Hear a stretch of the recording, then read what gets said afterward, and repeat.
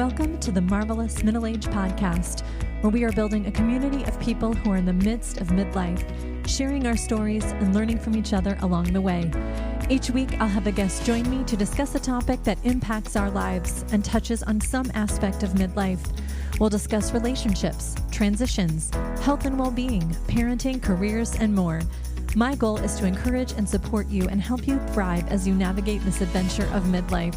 Join me here each week for the Marvelous Middle Age Podcast.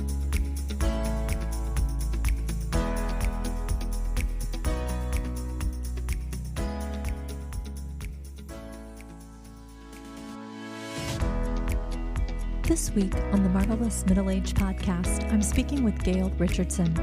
Gayle was married to her husband Mike for 37 years and is a mother to 3 grown children and has 7 grandchildren. In this episode, Gayle shares her caregiving journey with her husband, who passed away after a courageous battle with ALS. She provides insights on what she learned in terms of insurance, care providers, and accessing resources. Gayle also encourages caregivers to ask for help and how being willing to accept help was critical for her and Mike during this time. I wanted to extend my sincere thanks to everyone who has been a part of this season of the Marvelous Middle Age Podcast. If you know someone who is currently a caregiver, please share these episodes with them. They are chock full of resources and support for anyone who might be in this season. Gayle Richardson, welcome to the Marvelous Middle Age Podcast. Thank you, Nicole. I'm just really happy to be here, and I would love to share my story. I am so happy you are here as well. I cannot wait for you to share. We know each other a little bit, but I don't know all the details of your story, so I'm looking forward to hearing about that today. But before we get into that, could you just briefly introduce yourself, who you are, about your family? Sure. I'd love to. Yeah, I am a Christian first and foremost. Without my faith, I don't know where I would be right now. My husband and I were married for 37 years before he passed away, and we had 3 kids, 2 girls and a boy, and they are all married now, and we now have 7 grandchildren. Prior to retiring, after Mike was diagnosed with ALS, I did a lot of caregiving. So I guess that's always been in my life. I worked at a group home for 20 years, taking care of adults with developmental disabilities. And then I worked in a school system for 9 years as a para with kiddos with developmental disabilities. And then I did daycare for 7 years before retiring. Wow. It's in your DNA. I love that. You have been a caregiver for a long time. Different ways. Mm-hmm. I love that. Yes. I love that. Well, we know each other through Tracy Berta, who has been on the podcast. Her first episode was in season 2, episode 6. And then she also just recently shared her caregiving journey with her parents, which was really sweet. Yes. And so we know each other through Tracy, but we attend the same church. Yes, we do. And I have to remember to say Faith Life Church now. Yes. So we've had a little bit of a name change there. So I wrote that out on my notes because I'm like, if I don't, I'm going to say St. Mark's. I'm not going to say Faith Life. Yes. So yes. Well, and I think we also for so long.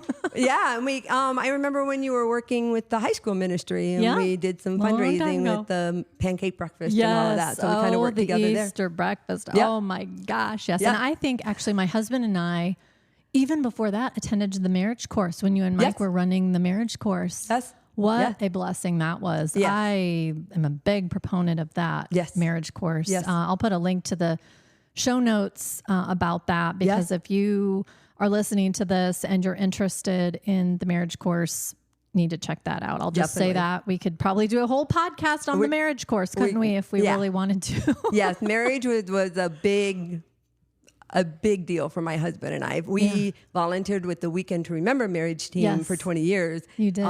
So then the marriage course was a way we could help at church. So Oh, I loved it. It was really fun. It was just like a little date night. We had a meal and then we watched the videos. I loved it. Mm-hmm. Absolutely loved it. Well, you provided care for your husband, Mike, before he passed away. And I would just love for you to share your experience with that, kind of how things kind of started with all of that, and kind of what you did for him and just your journey in caregiving. Sure. Well, my husband was diagnosed with genetic ALS in March of 22. We found out quickly that he had it because his sister was diagnosed prior to him. And when we started seeing symptoms within him, we were pretty sure that's what he was dealing with as well. So we quickly sold our house and moved into a zero-entry home to make it easier as he progressed. So we did try a lot of different things. We tried a clinical trial that nearly killed him. Pulled him off of that. And so we tried all kinds of different things. But, with genetic ALS, you just never know how it's going to move forward. And every ALS patient is different. And so with Mike, it was just, every day we would wake up and just not know what that day was going to bring us. And as soon as we would figure something out, things would change and we'd have to reverse course. And my kids were always like, it's like we get 2 steps ahead and then all of a sudden we're backwards again, because we were just constantly having to change things and try to make them easier for him and what have you. So he was able to walk up until about 2 months before he passed away, which is really unusual. And again, every ALS patient's different. And so he wasn't confined to a wheelchair until like 2 months before he passed away. So in that time, it was basically just trying to keep our head above water every day and dealing with all the medical. I mean, he had so many medical gadgets in our house and just constantly dealing with the insurance company and all the different doctor's appointments and the wound clinic when he started developing sores from sitting so much. And so it was just kind of an everyday process of what can I do to make him more comfortable. And, the best thing for him is he was always very, very positive, and just relied on his faith a lot too, which made it much easier for me because I don't think I would have been able to handle it as well if he was really down all the time and I would constantly have to try to keep him up. So we tried to keep life as normal as possible for as long as we could. But it was pretty much just for the first about year, things were, pretty normal. But each day it was like we could kind of see a little more regression, a little more weakness in his hands. And I kind of knew from the get-go that it was probably going to be his breathing that was going to go first. I could just tell. And it was like he didn't really realize it, which I'm so thankful for. I think it bothered us all a whole lot more than it did him, because that was what eventually took him. But yeah, so he was diagnosed March of 22, and then he passed away October 25th of 23. So his battle was about 1.5 years long. Well, thank you for sharing that. If you're not familiar with ALS, I will put a link in the show notes to what ALS is and some of the different, like you said, when we were going to meet, I looked into it a little bit, and you're absolutely right. Everyone I have encountered, whether it be like someone's Facebook page or something, there's different, everyone has a different manifestation of different symptoms. And it didn't seem like anyone kind of had exactly the same thing going on. Exactly. Yeah. And then, like you said, he was very mobile up until, yes. Which again, can be a gift in a way and probably made certain things a little more challenging. Yes. Well, definitely. Because I think he probably fell 6 or 7 times before we're finally like, okay, you just need to be in a wheelchair. Right. Because every time I'm like, okay, when is it going to be a really bad fall? I mean, he had ditches, sprained wrist and that kind of stuff. But it's like each time it was like God just kind of laid him down very carefully, right. Because it could have been so much worse. And, with his sister, because our other prayer was that he would be able to talk all the way to the end. His sister was not able to talk for like the last 6 months of her life. And she was confined to a wheelchair the last year of her life and was confined to bed, I think about the last 3 months of her life. Yeah. So yeah, it's incredibly different for everybody. So we started bringing in some caregivers. Yes. After about a year. So I think it was about May of 23 that, because it was wearing me out. Yeah. And I could tell it was getting to a point where I was going to have to do more lifting, more transferring, and all of that. Right. And more than anything, just to give me a break. Because I couldn't leave him. He could never be left home alone, even though he wanted to be, but it just wasn't safe. So we just had a caregiver come in like twice a week for 4 hours at first. And that would just give me the opportunity to go out with my friends or just get out and have a massage, which I highly recommend. If you're a caregiver, you need to take care of yourself first. Because you cannot take care of them until you take care of yourself. And I know so many caregivers that say, no, I don't ever want to leave them. I want to be here all the time. But you cannot sustain that all the way to the end. So it's very important to take care of yourself. So that was one of the first things we did, was to bring in a caregiver. And as time went on, we added in more hours. But I'll say it's very expensive. And insurance does not cover it, which would lead to one of my suggestions to people. If you have an opportunity to check your life insurance plan and make sure that it has a living needs benefit on it. Okay. Thank God ours did, unbeknownst to us when we set it up 20 years ago. Living needs benefit. Living needs benefit. And what that allows you to do is cash in your insurance or a portion of it and use that to help pay for caregiving. There's a little bit of paperwork. Obviously, you need to have a doctor sign off and say you're most likely not going to live more than 6 months. It's not a hard and fast thing. You just need a doctor to say most likely they won't. Okay. So they know they're going to have to pay out regardless. So they might as well pay out ahead of time so you can use it. And the cool thing, you don't have to pay any taxes or anything on it. It's just like a life insurance policy. So that was one of the best things we ever did, was because then I could keep adding in more and more hours as I needed it and not have to break our bank. And that was one of the things Mike was really, really stern on, is I don't want to spend every penny that we've worked so hard for all these years just to keep me here, you know? And so that was a true benefit. This is another real different side note, but I learned so much through all this. We thought we had everything all taken care of, and so both of our names were on our checking account. But unbeknownst to me, since his was listed first, he was considered the primary. So we had to close that account after he passed away, which that is so stressful because everything comes out of your checking account. Like you have automatic bills coming out and payments and things, and it's all connected to things. So you had to close that account and reopen it in your name, obviously, to continue on and then rehook up everything that you had. Man, it was a nightmare. And I thought, well, we've got both of our names on it. Why does it matter? Who cares? Yeah. So I don't know if there's a way to do it.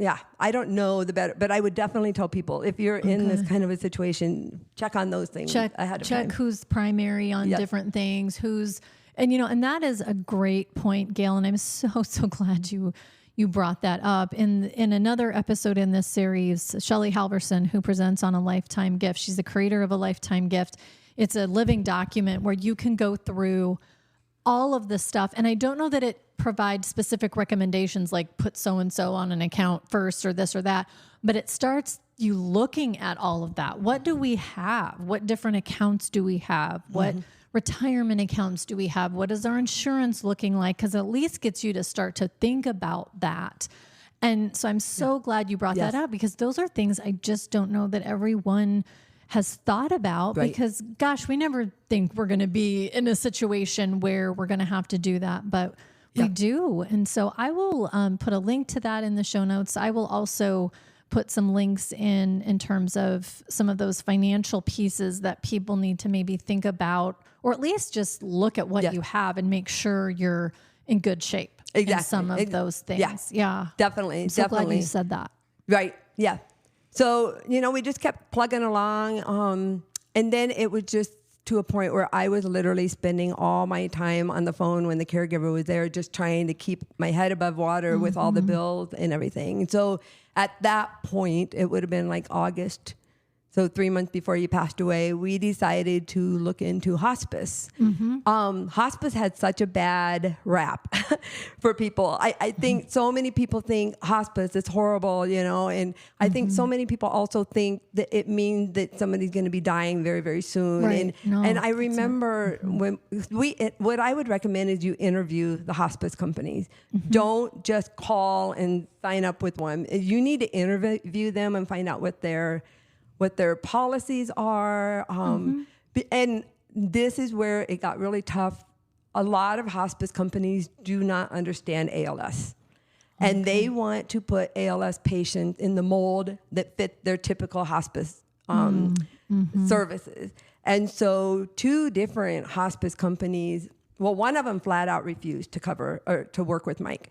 And the reason being was because he was on an AVAP, which is very similar to a CPAP. Oh, okay. Okay. So not life sustaining. He only wore it at night when he slept because his breathing would go down. And Mike's problem wasn't getting in oxygen. It was getting rid of carbon dioxide. Oh, sure. So his diaphragm was shutting down, so it couldn't expel the carbon dioxide. Gotcha. So that's what he needed the AVAP for. So one company said, if he comes in with us, he can't use that. I'm like, really? Okay. And so I just said, well, I'm not going to keep talking to you. No. Yeah. That's it. Interview over. Yeah, exactly. And so then the second company, they came in and evaluated him, and they're like, well, he doesn't meet our needs yet. So let's give him another month. So I must have called them maybe in July. So they're like, let's give him another month. But they kept saying, well, he's still walking. And I'm like, he might walk all the way until he passes away. Right. Oh, well, he's still talking. I'm like, and he might still. So they just didn't understand. Yeah, because like you said at the beginning, ALS manifests itself in different ways in different people. So just because someone might still be, you know, mobile or talking or whatever, it doesn't mean that that's not. Wow, that's interesting. Exactly. So we just really felt like we were getting roadblock against road. And the main reason we wanted to look into ALS or to the hospice was because our medical bills were really racking up because of every piece of equipment. I mean, we had a hospital bed, we had a cough assist, we had the ventilator, we had I'm a suction machine. I mean, our house was full of all this equipment, and each of them we were getting billed for. Yeah. Where if you go with a hospice company, all of that goes under the hospice umbrella. Okay. And not only that, but they deal with everything.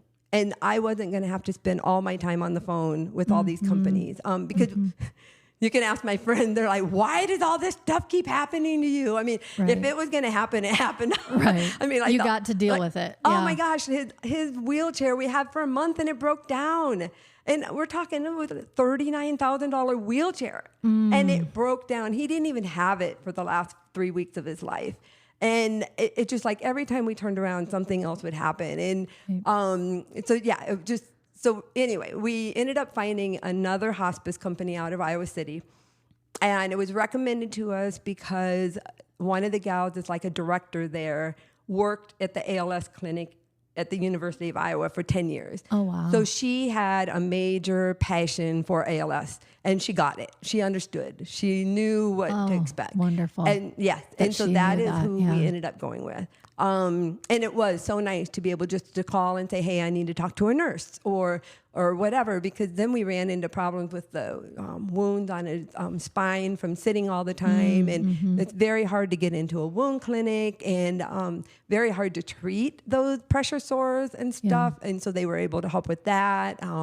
They were able to help with just daily helping him do his exercises to try to stay as strong as he could and helping him to shave and all of those things. Honestly, I feel like it was the best thing we did. Yeah, I was going to say, I think people do, when they hear the word hospice, they think imminent death. Yes. And that is not always the case. So just remember, to Gayle's story here as an example, it can be a very helpful resource to find. You obviously have to find the right company or the right, system to work within, but it can be so much, more helpful than just those last days or weeks of life. It can be, a different resource depending on your situation. Yep, definitely. So that's a great That's a great story that you shared, because I don't think people realize that when they're thinking about that. Right. I agree. When you think about the time that you were in this active role of caregiving for Mike, you talked about being able to fill your own cup, right? That expression, you can't pour from an empty cup, right? It's hard to care for someone else if you're not taking care of yourself. Yep. You mentioned getting out with friends. Was there anything else that you did for you that you found especially helpful during that time? I typically got up much earlier than Mike ever did. And so I would spend like the first hour of my day, if possible, and just have my quiet time, spend my time in the Bible, with the Bible study, just anything that I could do, listening to different devotionals. So just really try to build in that me time right away in the morning, because that would set the course for the rest of my day. Because if I wasn't allowed or able to do that because of whatever, I just didn't feel as grounded. And so, and then I cannot say enough, people just surrounded us. I mean, we just had so many amazing friends, and I'll cry if I think about it, but it just seemed like every time we turned around, whatever we needed was provided. And just not being afraid to reach out, I would say, is a huge thing. So many people are, hold back from reaching out and being honest or whatever. And I actually started a Facebook page. It was called Supporting Mike and Gayle. And literally anytime I ever needed anything, I would put a post out there, and within minutes, somebody would say, I've got it, Wow. And Awesome. just being willing to admit, I don't have it in me to cook meals. Right. I don't have it. I don't have it. Can somebody just help with this? And people would just bring meals and, or gift cards or whatever. And it was just so nice to know that I had the support of so many different people. And then, and just, especially Pastor Alice at Faith Life. Yes. She was our rock. And she came over so many times, and I knew I could call her on a dime, and she would be there, and I could talk to her. And so I would say, don't be afraid. Don't hold back. Just be honest. Be vulnerable. Be willing to accept help, because people want to help. Yes, they want to help. Right. And the worst thing you can do is shut people down. And so we actually even set up like a Google Calendar and gave all of our friends access to it, and they could sign up to come and help me, because we couldn't afford to have a caregiver there all the time, nor did. Sometimes I just needed help for 20 minutes to help get him in bed at night. Right. Well, we're not going to pay a caregiver $30 an hour just to help me get him in bed. And so our Bible study group would help, friends, and they would just come over, help me get him in bed and get him settled for the night. And, and that was all, so just being open to just being honest, I would say would be a huge thing. I really appreciate you saying that, because I think that is something that is very challenging for caregivers to do, right? We think we should all be able to carry it on our broad shoulders, and I can do this, and I've got this. I think especially when it's anyone, but I think especially when it's a spouse, right? Because that's your spouse, and I should be able to do this. And when you open up and you are vulnerable and you ask for help, if you can just do it that first time, I think that just opens the floodgates. And you're exactly right. People do want to help. Yes. They do. And, I think it's also a way for them, it was probably a way for people to see Mike and see you and interact and have that time with you guys during this time. Yes. So I'm just, again, so glad that you brought that up, because I think that is something that people just tend to not do. And so the fact that you were willing to do it, and even go to the extent of putting it on a Facebook page. How easy, you could just get in there. I just need help with A, B, and C, put it out there. People will see that. Or like you said, the Google Calendar, just so people can kind of see when there are needs and what time of day or whatnot. And just makes it easier too for people to see the need and meet the need. Definitely. So I'm so glad you shared that. Thank you for that. You shared a couple things that were helpful. Were there any other resources that you found helpful as a caregiver? You talked about having someone come into the home, that sort of thing. Anything else, any other programs or services that you guys utilized during that time? Well, it's funny, because we did not utilize this service that I'm going to talk about, because I was not aware of it. But I have come to be aware of it. It's through the Mercy Touch caregiving support team. It's right up the street from me, actually. And I think part of the problem is especially with the ALS clinic, and they were not aware of it either. And I've now made them aware of it because I think they need to share this with people. But they offer caregiver support, and I have become a volunteer with them. Great. And so what I do is I reach out to caregivers that I've been assigned to and just try to be there. I have to find out first if they even want me to pray for them. Right. Can I share my faith with them? So I have to walk a fine line with that. But more than anything, just to offer them support, send them cards and tell them I'm thinking about them and praying for them.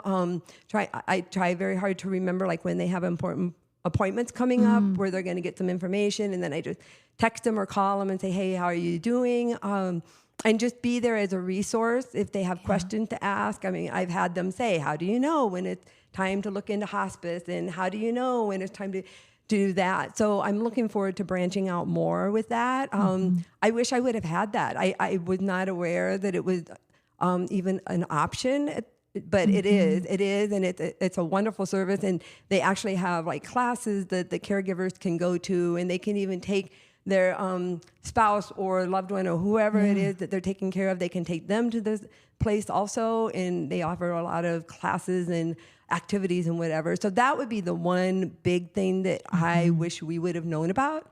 Granted, we had the ALS clinic, which it's very different, but if I'm talking to somebody that is going through ALS, I would say you definitely want to get connected with the ALS clinic at the University of Iowa, and then do everything in your power to avoid purchasing any type of equipment, because the ALS clinic has a loan closet that literally there were so many things that we were able to get from there, and it worked out really nice for us because it was just down the street, not very far at all. So it never failed. I could reach out to the director and just say, hey, I need like a bath chair.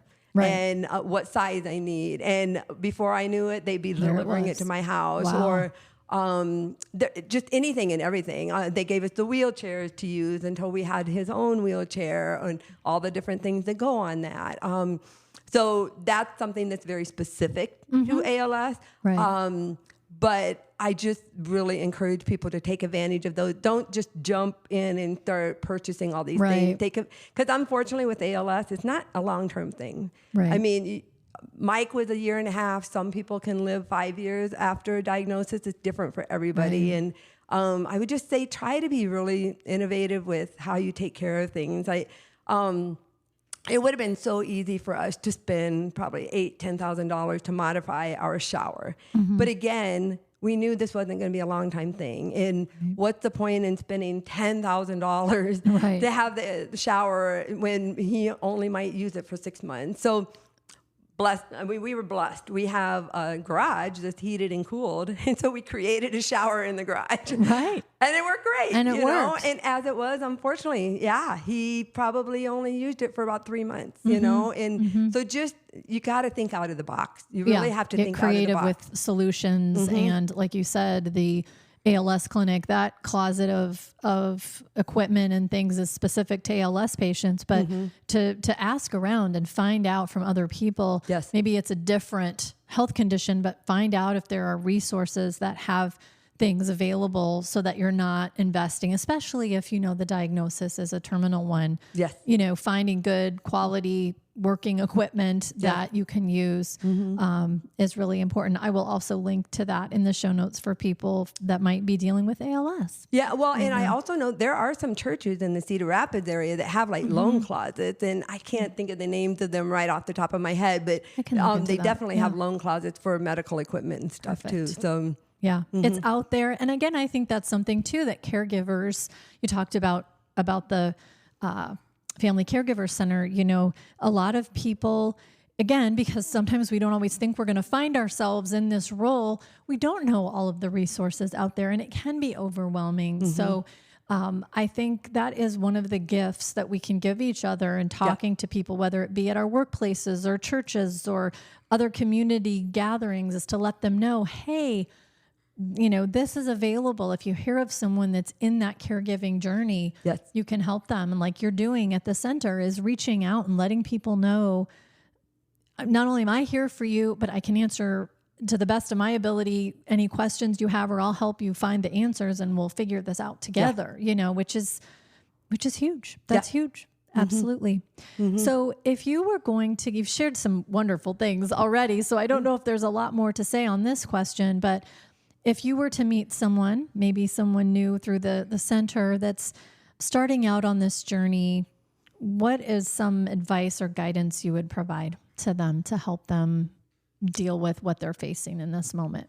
Yeah, I would definitely say just be willing to talk and open up. I just think that I've also been meeting with widows, people that are recently widowed, and just trying to let them tell me how you feel, talk about it and just share. Because I really think it's hard for people to share with people that don't understand. I mean, we all talk about how until you've lived through it, you don't get it. Right. You don't get it. And it's just nice to be able to be open and vulnerable with someone else that has gone through it or is going, and just so that, because they're the only ones that are going to understand. So I think that would be my biggest one. And just,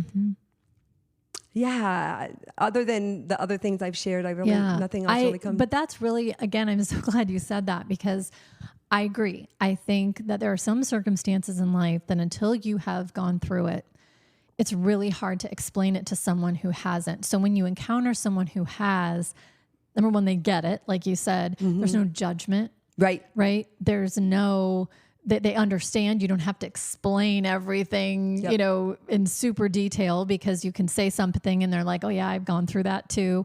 Plus there's community in that. Yes, very much so. There's community and there's support in that. And if you're having a bad day or you've had a bad day or you're struggling with something, you can reach out to that person and they're going to get it. And you don't have to feel concern about being judged or, because it's difficult and circumstances are hard, and it's nice to know that even if it's just one person, but I know like the Family Caregiver Center has support groups. They have, like you said, activities. They have things for caregivers to be a part of. Yes. And I'm so glad you brought up the conversations you're having with other widows, because again, until someone has been through it, it's probably really hard for them to completely grasp everything. I mean, friends and people can be empathetic and support you, but until they've lived through it, it's just difficult probably to completely get it 100%. So absolutely. Well, Gayle, I am so glad that you came on today. Thank you so much. This has been wonderful. I just appreciate you sharing about what it was like for you to be a caregiver, and you shared some excellent resources and things for people to think about if they find themselves in this role. It is something that, again, not all of us think we're going to be in, but gosh, when we're in it, knowing some of these things, thinking about these things, it's just really important. So thank you for being on today. I appreciate it. Well, thank you for inviting me. And I mean, this is just, like you said, it's important things that everybody's going to come up on at some point, and it need to get out there, and people need to know where to turn and, what their options are and whatever. So I appreciate you putting this out there. I agree wholeheartedly. Like I've been telling people about this series, if you're not a caregiver right now, you will be at some point in your life. So save these episodes somewhere where you can go back and listen to them later if you want. But if you're not in it right now, you will be. So again, very important topic to get out there. So thank you for being on. If you're enjoying the podcast, please follow the show to make sure the latest episode is on your podcast feed each week. I would greatly appreciate a rating and a 5-star review on the podcast platform you're listening on. It helps others to find the show. If there are topics you'd like me to discuss on the show, please email me at themarvelousmiddleagepodcast@gmail.com or direct message me on Instagram at Nicole Stute. Thank you for listening.